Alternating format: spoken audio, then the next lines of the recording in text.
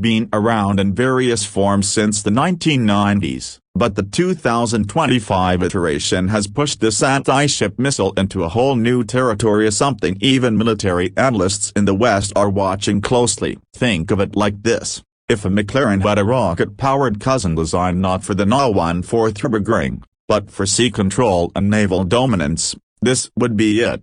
So what exactly makes the 2025 C-802 special? First, there's the propulsion system. Earlier versions used turbojet engines, which were already compact and efficient. The latest model reportedly uses an upgraded turbofan, boosting not just speed but also operational range. This missile now reaches over 300 kilometers, an improvement of nearly 40% over older versions. That kind of range puts massive areas of ocean under threat from a single launch point. In car terms, imagine a tank of gas suddenly taking you 1,000 miles instead of 600 a day without needing to redesign the chassis. Then there's guidance. In the world of missiles, hitting a moving ship from hundreds of kilometers away isn't easy. Targets shift course, adjust speed, and deploy countermeasures. The 2025 upgrade includes dual-mode guidance using both active radar and infrared imaging. This means the missile can lock onto heat signatures and reflect radar waves for better target discrimination, and it's reportedly capable of mid-flight course correction using satellite navigation, similar to the kind of real-time GPS updates a self-driving car might use, only with life-and-death implications.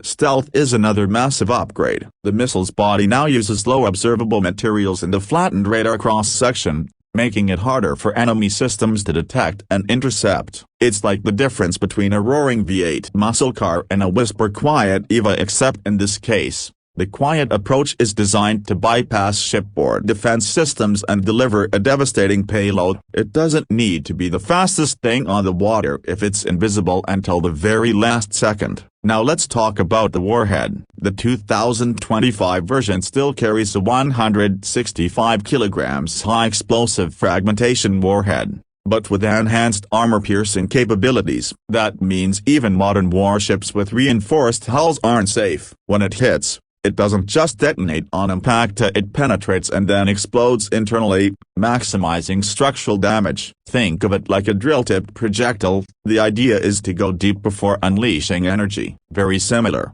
in concept, to how F1 engineers use kinetic energy recovery systems, except this one doesn't recharge batteries, it shreds through hull plating.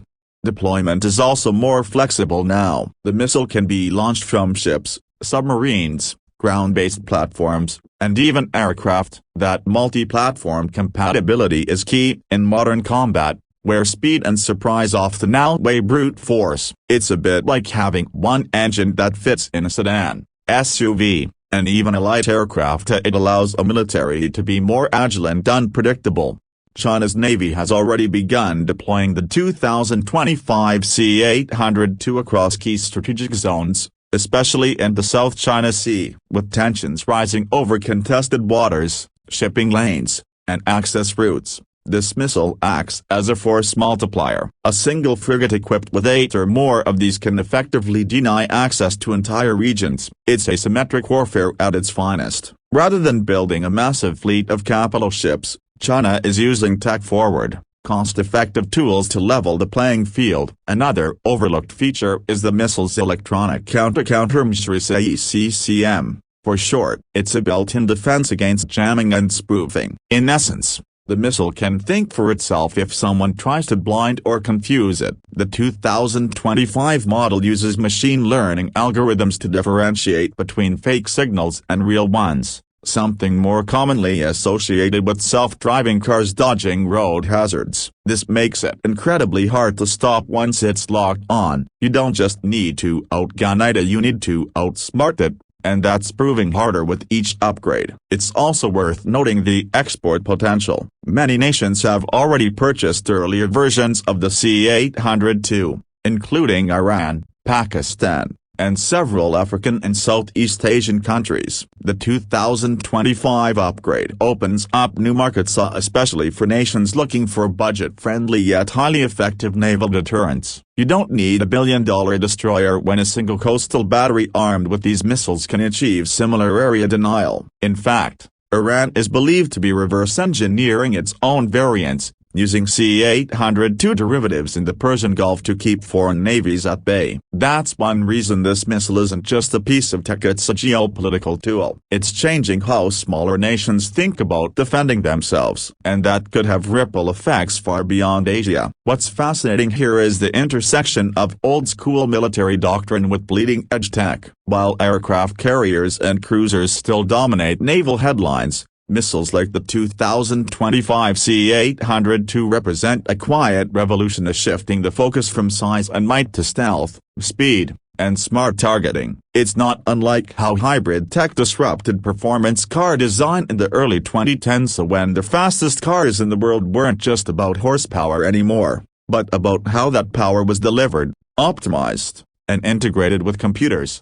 So, where does this leave everyone else? The United States and NATO forces are already fielding countermeasures of things like close-in weapon systems, decoys, and electronic jamming. But even those aren't foolproof. The 2025 C-802's new algorithms are specifically designed to find paths around traditional defenses, much like an advanced iDriver finding a new racing line through unexpected traffic. Ultimately, the 2025 C-802 isn't just a missile, it's a message. It says that naval power is no longer the exclusive domain of multi-billion-dollar super weapons. In the same way electric vehicles changed how we think about car performance, the C-802 is redefining what effective naval force looks like: leaner, smarter, and harder to predict.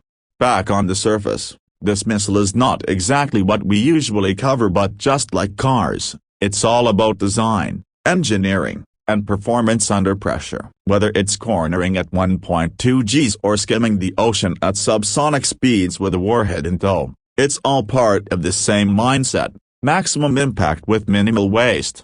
So, what do you think? Should we cover more high-tech defense systems alongside our usual automotive deep dives? Let us know in the comments. And if you like this sidestep into the world of missile engineering, drop a like, subscribe, and we'll keep bringing you the best of performance, whether it rides on wheels, wings, or waves.